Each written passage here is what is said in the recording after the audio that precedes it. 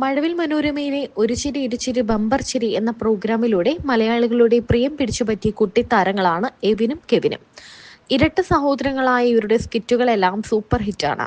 ഇരുവരുടെയും കോമഡി പറയുന്നതിലെ ടൈമിങ്ങും അഭിനയവും എല്ലാം തന്നെ ഒന്നിനൊന്ന് മെച്ചമാണ്. എന്നാൽ അഭിനയത്തിൽ മാത്രമല്ല പഠനത്തിലും ഇരുവരും ബമ്പർ അടിച്ചിട്ടുമുണ്ട്. SSLC പരീക്ഷയിൽ ഇരുവർക്കും A+ ലഭിച്ചത് വലിയ വാർത്തയായി മാറിയിരുന്നു. ഇപ്പോൾ സിനിമകളും റിയാലിറ്റി ഷോകളുമായി തിരക്കിലാണ് ഇരുവരും. ഇവരുടെ ഇന്റർവ്യൂ തന്നെ വലിയ രീതിയിൽ വൈറലാകാറുണ്ട്. കാരണം അത്രയധികം കോമഡികളാണ് ഇരുവരും പറയുന്നത്. ഇപ്പോൾ ഒന്നിച്ചെത്തി അവാർഡ് സ്വീകരിച്ചിരിക്കുകയാണ് എവിനും കെവിനും. മൈൻഡ് ഏകദേശം ഒരേപോലെ എന്തായാലും ഒരു സംഭവം. അത് കൊച്ചുനാൾ തൊട്ടേ ഇതിപ്പോ ഇവന് പകരം ചേച്ചിയുടെ കൂടാണ് ഞാൻ കൊച്ചുനാൾ തൊട്ടേ വളർന്നെങ്കിലും ഞാൻ ചിന്തിക്കുന്ന എന്താന്ന് ഇവനും അറിയാം, ഇവൻ ചിന്തിക്കുന്ന എന്താന്ന് എനിക്കും അറിയാം. ചില സമയം ഒരുമിച്ചായിരിക്കും വായിക്കോട്ടെ വിടുന്നത്. അതെല്ലാരും അങ്ങനെ അല്ലച്ചല്ലല്ല ഒരാള് വിടുന്ന. പിന്നെ ഇവന് പനി വന്ന എന്താണല്ലോ എനിക്ക് വരും. അത് എന്താന്നറിയത്തില്ല, എനിക്ക് പനി വന്നാ ഇവനും വരും. അങ്ങനെ അടുത്ത് നിന്നില്ലേലും വരും. ദൂരെ ആണെങ്കിലും പനിന്ന് ഞാനൊന്ന് മൂത്രം ഒഴിക്കാൻ ഇറങ്ങി ഉടനെ ഇവനും പുറകിന് വരും. അതെന്താ അതിന്റെ ഒരു ഗുട്ടൻസ് എന്താ? അപ്പോഴായിരിക്കും ആലോചിക്കുന്നത് ശരിയാ മൂത്രം ഒഴിച്ചില്ലല്ലോ.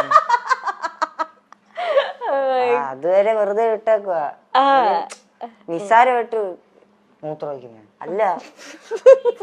ഞാൻ പറഞ്ഞത് ഇവൻ ജീവിതം അങ്ങനെ എന്തോ പറയാൻ വന്ന.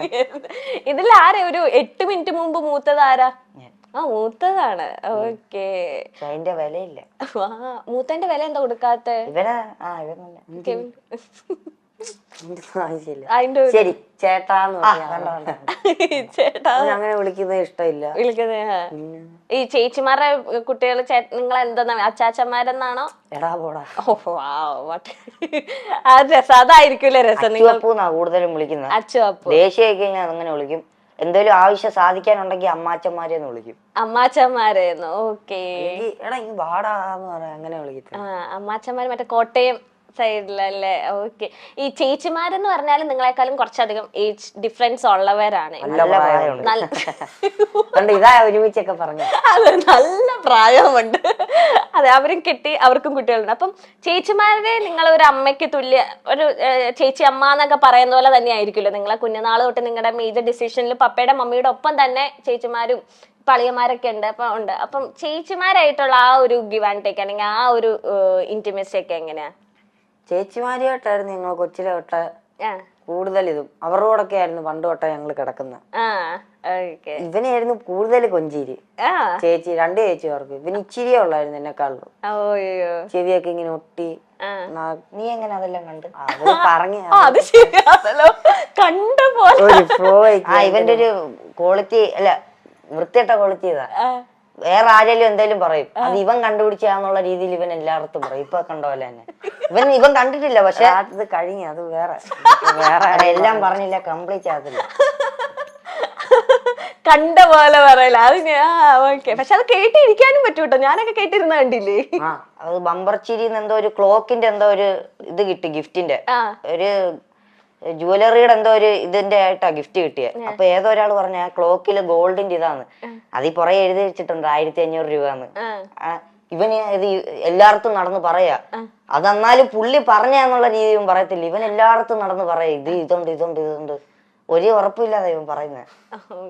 എന്തെങ്കിലും പറയാനുണ്ട് ഇതിനെ പറ്റി? ഉള്ള കാര്യമായോണ്ടേ ഞാനൊരു തമാശക്ക് അവിടെ പറഞ്ഞു.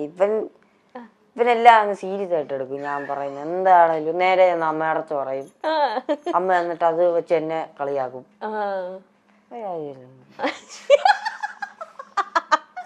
ഓക്കെ. നമ്മൾ പറഞ്ഞു തരുന്നത് ചേച്ചിമാരെ ഏറ്റവും കൂടുതൽ കൊഞ്ചിച്ചോണ്ടിരുന്ന കെവിനെ ആയിരുന്നു. 2 ചേച്ചിമാരും. അതെ. ചേച്ചിമാരുടെ സ്റ്റോറിയില് ഇവനെ പറ്റി പറഞ്ഞിട്ടില്ല. എന്നെ കൊഞ്ചിക്കൊക്കെ ചെയ്യും. ഇവൻ അടുത്ത് ചെല്ലാറില്ല. അങ്ങനല്ല, കൊച്ചില് കണ്ടോ പറയാറുണ്ട് ഓടാ കിട്ടിയതാന്ന്. ഓടെ കിട്ടിയേ നിങ്ങൾ ഐഡന്റിക്കൽ ട്വിൻസ് അല്ലേ? അയ്യോ, അപ്പൊ ഞാനും ഓടാണ്. നമുക്ക് ഇത് കഴിഞ്ഞിട്ടൊക്കെ ചോദിക്കാം നമുക്ക്. ഓക്കെ, കണ്ടിന്യൂ കേട്ടോ, കൊച്ചിന് ഫ്ലോ കളയണ്ട. അതായത് ഇപ്പോഴും എന്തേലും വാങ്ങിക്കാനുണ്ടെ തന്നെ ഞങ്ങൾ ചേച്ചിമാരോടായിരിക്കും ചോദിക്കുന്നത്, ഏത് വാങ്ങിക്കണം, ഏത് വേണം, ഇതിൽ ഏതാണ് വേണ്ടത്. ഇച്ചിരി കൂടെ അടുപ്പം ചേച്ചിമാരോടാ. ചേച്ചിമാര് ഭയങ്കര നിങ്ങൾക്ക് പറയുന്നതെല്ലാം ഇങ്ങനെ മേടിച്ചു തരുമോ ഇങ്ങനെ ഭയങ്കരമായിട്ട്? കാരണം 2 ചേച്ചിമാർക്ക് കിട്ടിയേക്കുന്ന 2 അനിയന്മാരാണല്ലോ. അപ്പൊ ഒരു ഫസ്റ്റ് ചൈൽഡ് പോലെ ആയിരിക്കുമല്ലോ അവർക്ക്. കല്യാണമൊക്കെ കഴിക്കുന്നതിന് മുന്നേ നിങ്ങളായിരിക്കുമല്ലോ അവരുടെ ഫസ്റ്റ് ചൈൽഡും കാര്യങ്ങളും. അപ്പൊ നിങ്ങൾ എന്ത് ചോദിച്ചാലും ആദ്യം ചേച്ചിമാര് സാധിച്ചു തരുമോ ആഗ്രഹങ്ങളൊക്കെ? കൂട്ടിന് നിൽക്കും ഞങ്ങളുടെ എല്ലാത്തിനും. ഞങ്ങള് കൂടുതലും ആ സമയത്തൊക്കെ വെളിയിൽ പോണം, കറങ്ങാൻ പോണം എന്നൊക്കെ പറയാം. അപ്പൊ ഞങ്ങളെ കൂട്ടിക്കൊണ്ടവര് പോകും. കറങ്ങാനൊക്കെ ചേച്ചിമാരാണ് കൊണ്ടുപോകുന്നത്. ഇപ്പൊ ഒരു ചേച്ചി മൂത്ത ചേച്ചി ഇവിടെ പ്രായമുള്ള ചേച്ചി ഇവിടെ ഉണ്ട്. ഓക്കെ. ഇളയ നല്ല പ്രായമുള്ള ചേച്ചി വേറെ സ്ഥലത്ത് യുകെയിലാ.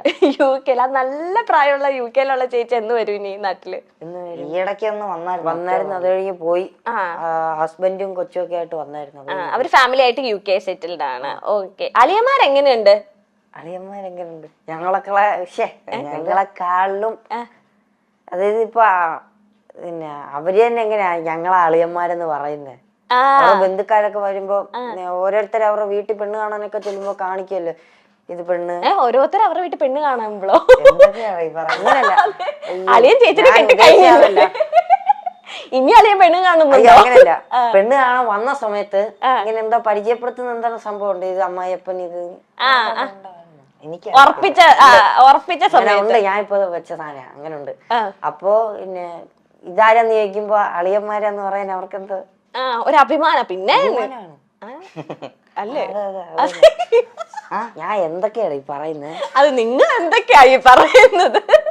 മറ്റേ ഹാഷിർ പറയുന്നത് എന്തെങ്കിലും കൊച്ചു കേരളത്തിൽ നടക്കത്തോ? ഓക്കെ. അല്ല, അളിയന്മാര് എങ്ങനെ എടാ പോടവരെ നിങ്ങൾ തോളത്തൊക്കെ ഇട്ട് എന്നെ ഉണ്ട് അങ്ങനെയൊക്കെയാണോ? അങ്ങനെയൊന്നുമില്ല.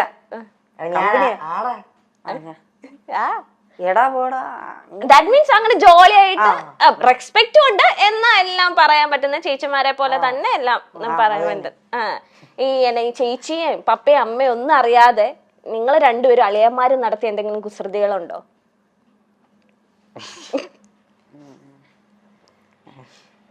അങ്ങനെ അങ്ങനെ ഇല്ല. അങ്ങനെ ഇത്ര നേരം ഇരുന്നപ്പോ പുറത്ത് എന്തെങ്കിലും ഞാനും പ്രതീക്ഷിച്ച എന്തെങ്കിലും. ചേച്ചിമാരെ അങ്ങനെ നിങ്ങൾ അളിയൻ ഗ്യാങ്സ് അങ്ങനെ ഒന്നും ഒപ്പിച്ചിട്ടൊന്നുമില്ല. ഈ സീക്രട്ടുകളൊക്കെ മനസ്സിൽ ഇരിക്കാത്തത് ആർക്കാ നിങ്ങളെ രണ്ടുപേരുടെ ഇടയില്? വെളിയിൽ പറയുന്നത് ആരാ? അത് ഇവൻ എന്തേലും ഒരു സംഭവം നടന്നു കഴിഞ്ഞ് ഇവന്റെ ഇടയില് എനിക്കറിയത്തില്ല, ഇവൻ എന്തെങ്കിലും സംഭവിച്ചു കഴിഞ്ഞാൽ ആരോടെങ്കിലും പറയണം. അത് അയാൾ കേട്ടില്ലേ പോലും അവന് പറഞ്ഞു തീർക്കണം. ഞാൻ പറയും ഇടയ്ക്ക് ഭിത്തി നോക്കി വല്ലതും പറയാം, ഞാൻ ശ്രദ്ധിക്കത്തില്ല, എന്നാലും അവനത് പറഞ്ഞോണ്ടേ ഇരിക്കണം, ഒരു സമാധാനം കിട്ടുക. ഓക്കെ. അതല്ല, എന്തെങ്കിലും ഇപ്പം എവിൻ പറയാണേടാ ഇത് വീട്ടിൽ പറയല്ലോ നമുക്ക്, അങ്ങനെയൊക്കെ പറഞ്ഞിട്ട് ഇങ്ങനെ അമ്മയോടോ പപ്പയോടോ ഒക്കെ പറഞ്ഞിട്ടുണ്ടോ?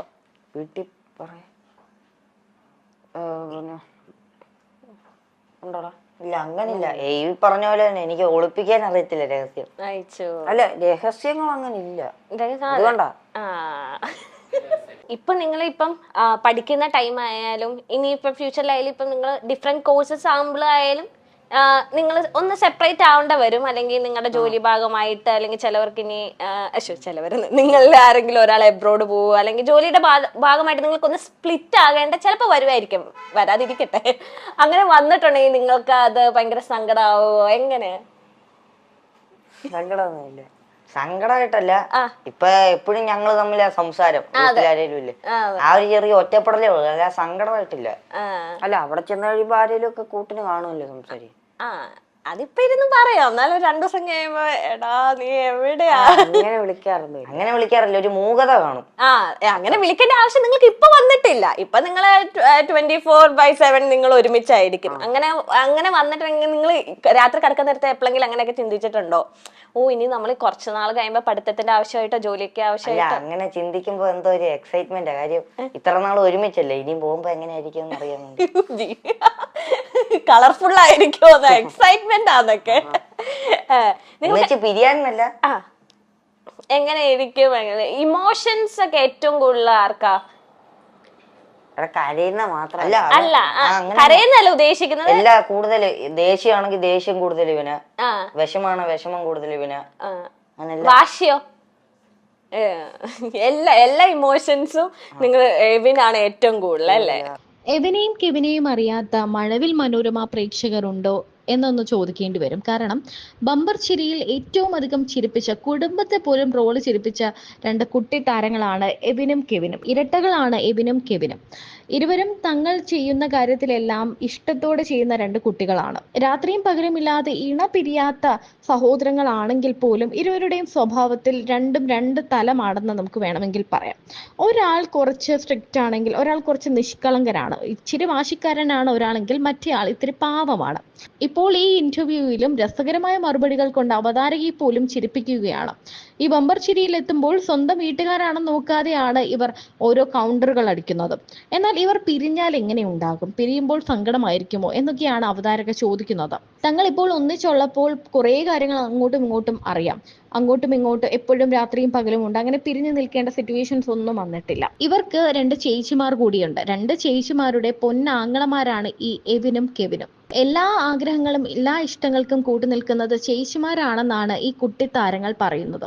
അങ്ങനെ പിരിയേണ്ട സന്ദർഭങ്ങളൊന്നും തങ്ങൾക്ക് വന്നിട്ടില്ല. എന്നാൽ അങ്ങനെ ഒരു സംഭവം ഉണ്ടായാൽ അതൊരു എക്സൈറ്റ്മെന്റ് ആണ് തങ്ങൾക്കെന്നാണ് ഇവർ പറയുന്നത്. എല്ലാത്തിനെയും പോസിറ്റീവായിട്ട് എടുക്കുന്ന ഒരു ആറ്റിറ്റ്യൂഡും ഈ കുട്ടികളിൽ നിന്ന് നമുക്ക് മനസ്സിലാക്കാൻ സാധിക്കും. അങ്ങനെ പിരിയേണ്ടി വന്നാൽ അപ്പോൾ നമുക്ക് വേറെ കൂട്ടുകാർ വരും, കൂട്ടുകെട്ടുകൾ വരും, പിന്നെ നമ്മുടെ ലൈഫ് വേറെ ആകും. അങ്ങനെ ഒരു സങ്കടമില്ലാതെയാണ് ഇവർ സംസാരിക്കുന്നതും. അത് കേൾക്കുമ്പോൾ കേൾക്കുന്നവർക്ക് കൂടി ആ ഒരു പിരിയുന്ന ദുഃഖം ഇവർക്ക് ഉണ്ടാവില്ല, അല്ലെങ്കിൽ കാണുന്നവർക്ക് പോലും ആ ദുഃഖം ഇല്ലാതാക്കുന്ന രീതിയിലാണ്, വളരെ പക്വതയോടുകൂടിയാണ് ഈ കുട്ടികളുടെ പെരുമാറ്റം.